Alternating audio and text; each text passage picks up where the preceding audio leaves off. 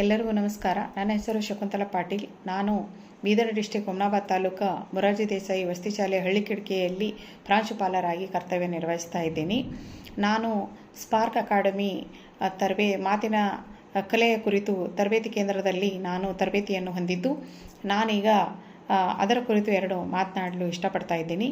ಏನೆಂದರೆ, ಮಾತನಾಡಬೇಕಾದರೆ ನಾವು ಯಾವ ರೀತಿ ಮಾತನಾಡಬೇಕು ಮತ್ತು ಹೇಗೆ ಮಾತನಾಡಬೇಕು, ಯಾರ ಜೊತೆಗೆ ಮಾತನಾಡುವಾಗ ಯಾವ ರೀತಿಯ ಸಂಬಂಧಗಳನ್ನು ಹೊಂದಿ ಮಾತನಾಡಬೇಕು, ಮಕ್ಕಳ ಜೊತೆ ಯಾವ ರೀತಿ, ಮನೆಯಲ್ಲಿ ಯಾವ ರೀತಿ ಮಾತನಾಡಬೇಕು, ಶಿಕ್ಷಕರ ಜೊತೆಗೆ ಯಾವ ರೀತಿ ಮಾತನಾಡಬೇಕು ಮತ್ತು ಸಭಿಕರ ಜೊತೆ ಹೇಗೆ ಮಾತನಾಡಬೇಕು ಎಂಬುದನ್ನು ನಮಗೆ ಸ್ಪಾರ್ಕ್ ಅಕಾಡೆಮಿ ತರಬೇತಿ ಕೇಂದ್ರ ಬೆಂಗಳೂರವರಿಂದ ತುಂಬ ಚೆನ್ನಾಗಿ ಕಲಿಸಿಕೊಟ್ಟಿದ್ದಾರೆ. ಅಲ್ಲಿ ಶ್ರೀ ಮಹೇಶ್ ಪಿ ಸರ್ ಅವರು ಸಹಿತ ನಮಗೆ ತುಂಬಾ ಪ್ರೇರಣಾದಾಯಕ ನುಡಿಗಳನ್ನು ಹೇಳಿಕೊಟ್ಟಿದ್ದಾರೆ. ಇಲ್ಲಿ ವಯಸ್ಸಿನ ಅಂತರ ಯಾವುದೇ ರೀತಿ ಬೇಡ.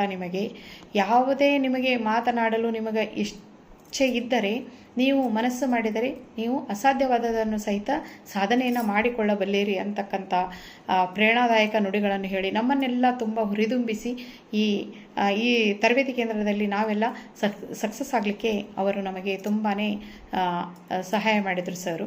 ಅದರಂತೆ ನಮಗೆ ಸತೀಶ್ BK ಸರ್ ಅವರು ದಿನಂಪ್ರತಿ ತುಂಬ ಚೆನ್ನಾಗಿ ನಮಗೆ ತರಬೇತಿಯನ್ನು ಕೊಟ್ಟಿದ್ದಾರೆ.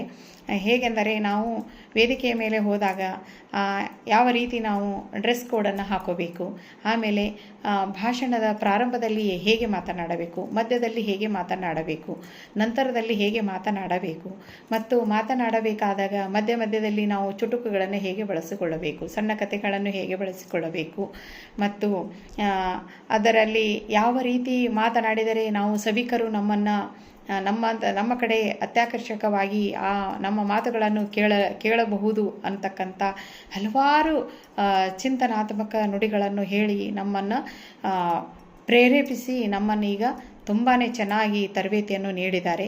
ಅದರಂಗೆ ಬೀಜಂಗನಹಳ್ಳಿ ಸರ್ ಅವರು ಸಹಿತ, ನಾಗರಾಜ್ ಬೀಜಂಗನಹಳ್ಳಿ ಸರ್ ಅವರು ಸಹಿತ ತುಂಬ ನಗುತ್ತಾ ನಾವು ಸಭಿಕರನ್ನು ಒಲಿಸಿಕೊಂಡು ನಾವು ಹೇಗೆ ಕೇಂದ್ರ ಬಿಂದುವಾಗಿ ಅಲ್ಲಿ ಮಾತನಾಡುವ ಕಲೆಯನ್ನು ಕಲಿಬೇಕು ಅಂತಕ್ಕಂಥದ್ದನ್ನು ಸಹಿತ ಹೇಳಿಕೊಟ್ಟಿದ್ದಾರೆ.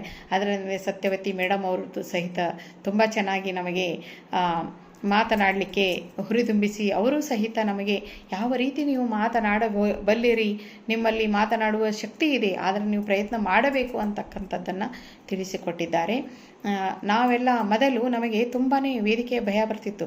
ಮಾತನಾಡಬೇಕು ಅನ್ನೋದು ಇನ್ನೂ ಮುಂದೆ ಈಗಲೇ ನಮಗೆ ನಡುಕ ಪ್ರಾರಂಭ ಆಗ್ತಿತ್ತು. ಮತ್ತು ಸಣ್ಣಗೆ ಬೆವರು ಪ್ರಾರಂಭ ಆಗ್ತಾ ಇತ್ತು. ಕೈಕಾಲೆಲ್ಲ ನಡುಗೋದು, ಏನು ಮಾತಾಡಬೇಕು ಅಂತಕ್ಕಂಥ ಆತಂಕದಲ್ಲೇ ನಾವು ಯಾವಾಗ ನಮ್ಮದು ಪಾಳೆ ಬರುತ್ತಪ್ಪ, ನಾವು ಹೇಗೆ ಮಾತನಾಡ್ಬೋದು ಅಂತಕ್ಕಂಥದ್ದನ್ನು ಭಯದಲ್ಲಿನೇ ನಾವು ಏನಾಗ್ಬಿಡ್ತಿದ್ವಿ ಅಂತಂದರೆ ಬೆವರಿಳಿದು ಬಸವಳಿದು ಹೋಗ್ಬಿಡ್ತಾ ಇದ್ವಿ. ಆದರೆ ಈ ಸದ್ಯಕ್ಕೆ ಈ ಸ್ಪಾರ್ಕ್ ಅಕಾಡೆಮಿ ಫೌಂಡೇಶನ್ಗೆ ನಾವು ಸೇರಿದ ಮೇಲೆ ಈ ಸದ್ಯಕ್ಕೆ ಯಾವುದೇ ಒಂದು ವೇದಿಕೆ ಸಿಕ್ಕರೂ ಸಹಿತ ನಾವು ಚೆನ್ನಾಗಿ ಮಾತನಾಡ್ತೀವಿ. ಯಾವುದೇ ರೀತಿಯ ಭಯ ಆತಂಕ ನಮ್ಮಲ್ಲಿಲ್ಲ.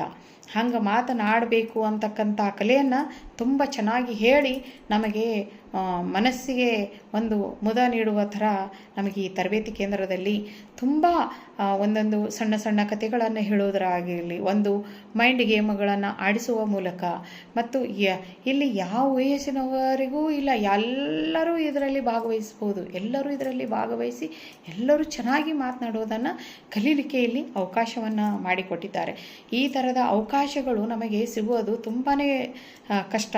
ಆಮೇಲೆ ನಮಗೆ ಇದು ಆಫ್ಲೈನ್ನಲ್ಲಿ ಹೋಗಲಿಕ್ಕೆ ನಮಗೆ